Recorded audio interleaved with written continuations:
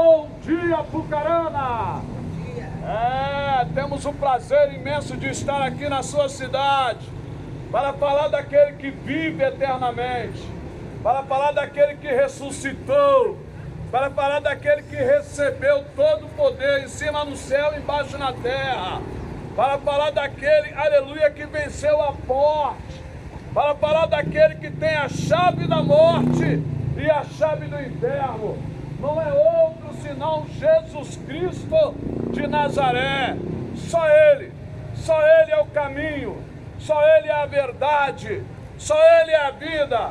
Não adianta ficar bravo, capeta, porque só Jesus é que salva, só Jesus liberta. Quem tem Jesus, diz a Bíblia Sagrada, que tem vida eterna. Agora, quem não tem Jesus já está morto para Deus. É por isso que quem não tem Jesus não tem prazer de conversar com Jesus, não tem prazer de ler a palavra do Senhor Jesus Cristo. Quem não tem Jesus Cristo não conversa com Jesus, não obedece a Cristo, não crê na Bíblia, não lê a Bíblia. Mas quem tem Jesus tem o prazer, tem a satisfação de conversar com Ele, de ler a Bíblia, de meditar, de obedecer, de confiar, de esperar. Quem tem Jesus tem vida, quem não tem, não tem vida. A morte impera sobre ele. Por quê? Está escrito que Deus amou o mundo de uma tal maneira que deu seu Filho unigênito, para que todo aquele que nele crê não pereça, mas tenha vida eterna. Ô, menina bonita chorando, chora não, aleluia. Deus deu seu único Filho para trazer a vida eterna. Agora os crentes pidons só sabem pedir, não sabem orar para ninguém, mas só sabe pedir. Pede casa, pede marido, pede carro, pede emprego. Desse jeito não dá. Desse jeito não dá, crente. Ô, irmão, Jesus está precisando de você para ser sal da terra e luz do mundo. Jesus está precisando de você para ir pelos becos e valados, falar da palavra dele. Ei, quantas almas estão morrendo e ninguém está preocupado. Olhe assim a população, olhe assim a multidão, e ninguém está preocupado com a sua própria alma. Ninguém se preocupa com a própria alma. Aliás, só vai se preocupar com a morte quando ela chega. Aí já não adianta mais. Aí não tem mais jeito. Se preocupar com a morte quando ela chega, não tem mais jeito, minha filha. É agora. Agora que Jesus quer salvar você. Agora que Jesus quer te libertar. Antes que seja tarde demais. Antes que seja tarde, pode passar. Antes que seja tarde demais. Jesus quer te libertar. Jesus quer te salvar. Antes que seja tarde demais. Antes que seja tarde demais. Porque a vida é ligeira, mas a morte é eterna. A vida é ligeira, mas a morte é eterna. A vida passa do instante, mas a morte vai ser eterna. Lá na morte não tem janeiro. Lá na morte não tem fevereiro. Viu? A minha igreja é a igreja de Paulo, de Silas, de Barnabé, de Pedro, de Tiago, de João. A Bíblia. A Bíblia. Se eu falo denominação, organização humana, eu congrego na Assembleia. Não. Cristo liberta. Tem. Eu congrego na Assembleia dos Santos.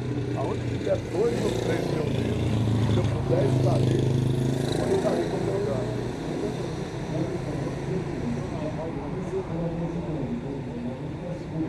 E aonde eu tiver a oportunidade de congregar, eu quero.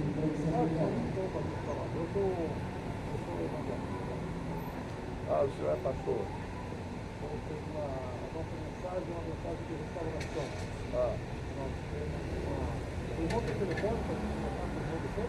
Mas Jesus restaura, né, Barão? Não é só Jesus que restaura? Depende, irmão, porque hoje está tudo difícil. O rei está ali. A questão de cristianismo, nós temos um ano de tempo. Tem um ano de tempo. Depois do ano de tempo, ficava fazendo sacrifício. E ele definiu toda a doutrina que é o ortodoxo e o católico. E no século XVI, fez uma escola, quando a gente restaurou, outros detalhes como o cristianismo, a origem do pagão, ele tem Natal, ele tem Páscoa, ele tem uma série. Pastor, o senhor me perdoa, mas eu vou fazer uma pergunta para o senhor. Quem convence o homem do pecado? É doutrina ou o Espírito Santo? Quem salva o homem? Quem dá a vida eterna? É Jesus Cristo. Não é Jesus Cristo que morreu na cruz por nós? O senhor crê que ele morreu? O senhor crê que ele é o único mediador, o único caminho? Não, quem salva é Cristo. Tanto é que Deus, ele nos vivifica, está escrito lá em Efésios capítulo 2, que ele nos vivifica e nos direciona para Cristo, para Jesus. E Jesus nos direciona de volta para Deus. Entendeu? Pastor, Deus abençoe o senhor. O senhor pratica mesmo a palavra de Deus? Então deixa um almoço aí para mim. Deixa um almoço aí. Ô, fariseu, não faz isso não. Deus abençoe, irmão. Não faz isso não, fariseu. Aleluia. Glória a Deus. Está vendo só, irmão? Pastor querendo pregar para mim. Oh, Jesus. Em vez de eles pregar para pecador, eles querem pregar para o pregador. Quer mostrar que é mais sábio, que sabe mais. Quer mostrar que aprendeu mais do que eu. Quer mostrar que é mais santo do que eu. Meu Deus, é isso aí, irmão. Aí, ó. Não entende, irmão. Como é que os evangélicos de hoje não entendem que a nossa luta não é contra pessoas, não é contra a carne e o sangue. A nossa luta é contra o capeta, é contra os demônios, é contra as hortes espirituais da maldade nos lugares celestiais. Mas não, os evangélicos, os pastores, eles querem brigar com crente, querem brigar com outro pregador, querem falar mal do crente, querem falar mal de pessoas. A nossa luta não é contra pessoas, a nossa luta é contra o diabo que escraviza as pessoas, que encarcera as pessoas.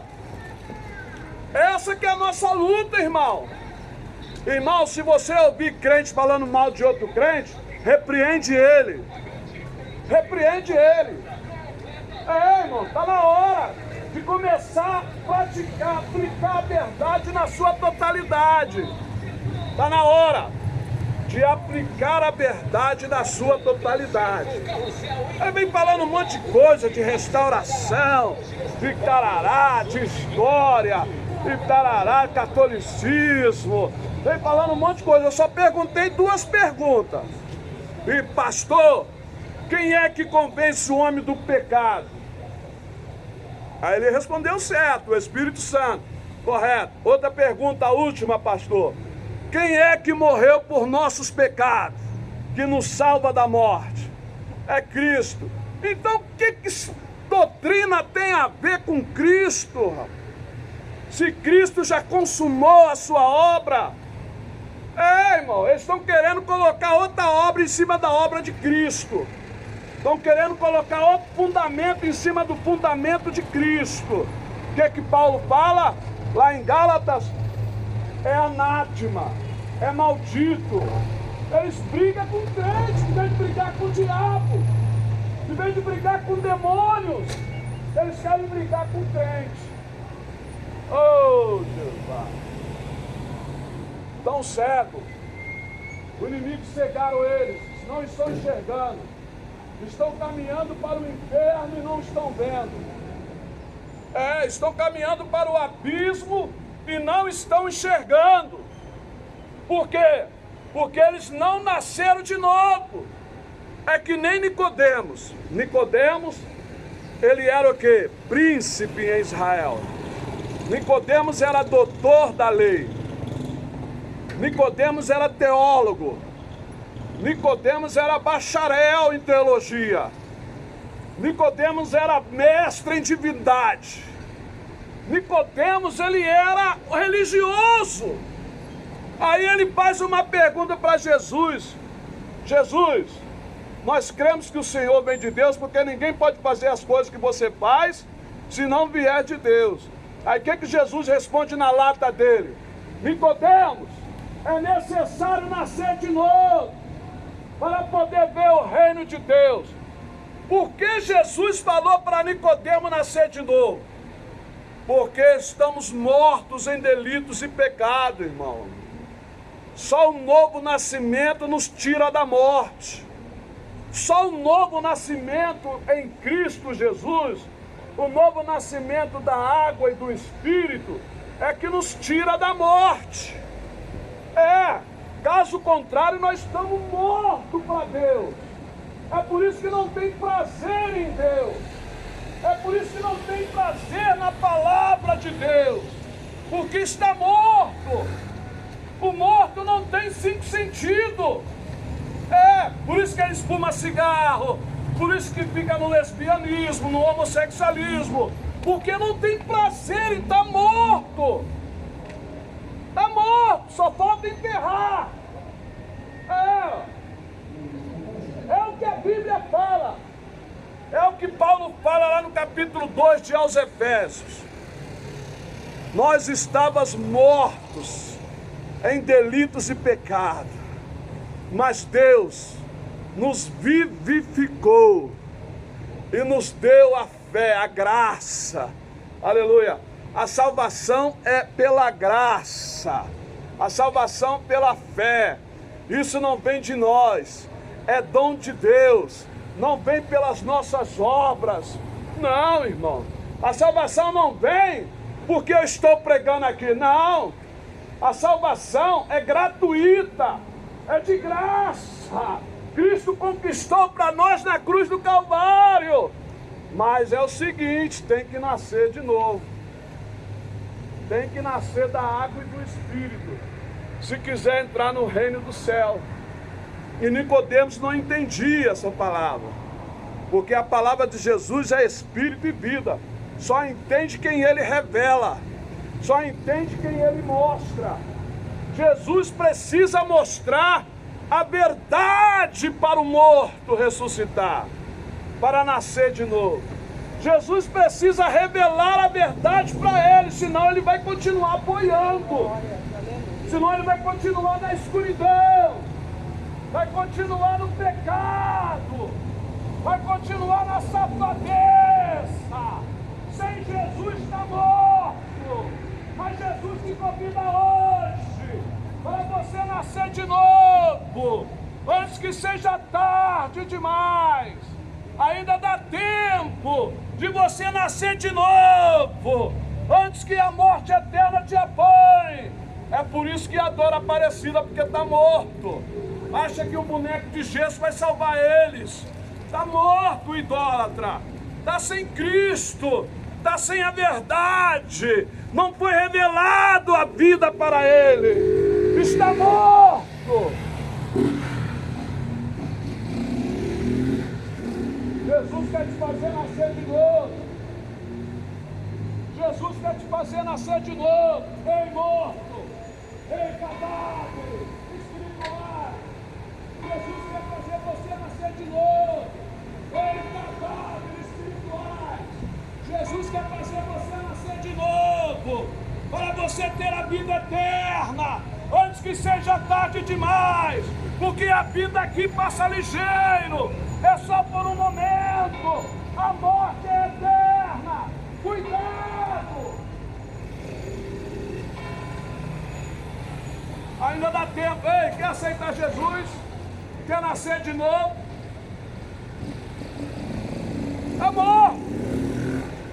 Para satisfazer a sua carne, precisa de prostituição, cigarro, cachaça, cerveja, balada, lesbianismo, homossexualismo, para satisfazer o vazio da alma, mas continuará morto.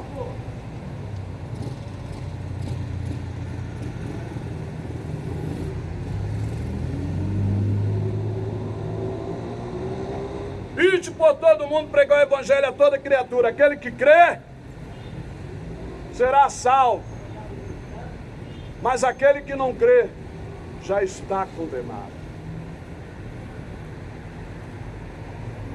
E a condenação é essa: que a luz veio ao mundo, mas os homens amaram, e as mulheres também amaram mais as trevas do que a luz. Eles amam mais o cigarro do que a luz. Eles amam mais a prostituição do que a luz. Eles amam mais o pecado do que a luz. É por isso que estão condenados. Só Jesus pode salvar. Ei, morto! Ei, cadáveres! Jesus quer te ressuscitar, antes que seja tarde demais. Sim. Ore por nós, irmãos. Ore pela nossa vida, porque a peleja é grande, mas a verdade tem que ser dita. Deus vai nos cobrar. Se a gente pecar por omissão, omissão é o quê? É não falar. Omissão é ficar quieto diante do pecado, diante da imoralidade. Isso é omissão. Você se conformar com o mundo. Por isso que Paulo fala: não vos conformeis com o mundo, mas renovai pela renovação da vossa mente. Transformai pela renovação da nossa mente. O que é a renovação da nossa mente? É vida eterna, é a revelação de Cristo em nós. A vida eterna é a lei do Espírito de vida, que nos livra da lei do pecado e da morte. É vida eterna. Deus vai cobrar, irmão. Deus vai cobrar. Ele vai dizer na cara de muita gente, na cara de uma grande multidão: eu não te conheço. Eu não te conheço. Ué, Jesus, eu fui na igreja domingo. Eu não te conheço, Jesus vai falar. Mas Jesus, eu fui na missa. Jesus vai te falar: eu não te conheço. Eu não te conheço. Jesus, eu profetizei, eu preguei. Eu não te conheço. Já imaginou? Aquele que conhece todas as coisas dizer para você: eu não te conheço. É palavra dura, irmão. Jesus só pregava duro discurso. Eu nunca vi Jesus prometer carro. Eu nunca vi Jesus pregando prometer casa. Eu nunca vi Jesus pregando prometer riqueza. Não, muito pelo contrário. Ele falou que no mundo teremos aflição, mas tem bom ânimo, porque Ele venceu o mundo e vai vencer por nós. É Jesus que vence por nós. Nós não temos condição de vencer o mundo. É Jesus em nossa vida que vence o mundo. É Jesus que vence o mundo. Por isso é necessário você pensar. É necessário você meditar. É necessário você fazer uma reflexão contigo mesmo. O que estou fazendo por Cristo? Porque aí vai definir você. Não. Eu não sou salvo porque eu estou pregando aqui, não. Eu sou salvo porque eu creio em Cristo. E automaticamente, Cristo transforma a salvação em palavras. Me dá graça, me dá unção, me dá poder para estar aqui na rua pregando. E isso é consequência da minha fé. Não a pregação, não a evangelização é consequência de salvação, não. A salvação é de graça. Mas você tem que ver se realmente você é salvo. Amém? Ore por nós em nome de Jesus. Fica na paz do Senhor Jesus.